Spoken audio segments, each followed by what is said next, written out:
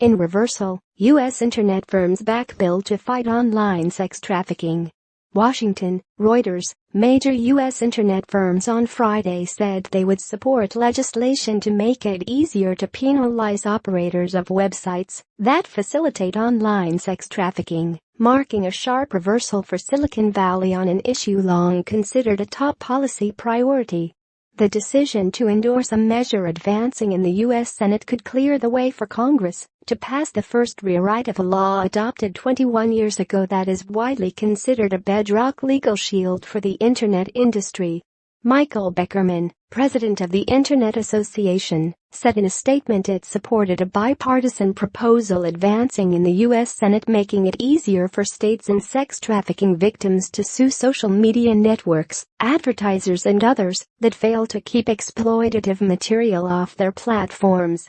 Important changes made to Stop Enabling Sex Traffickers Act will grant victims the ability to secure the justice they deserve, allow internet platforms to continue their work combating human trafficking, and protect good actors in the ecosystem, Beckerman said.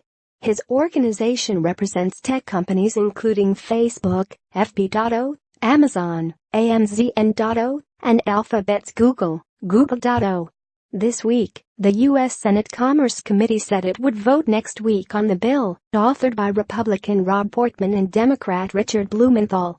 The internet industry has fought such a change in the law for years, but now Washington is stepping up scrutiny on the sector on a range of policy issues after decades of hands-off regulation.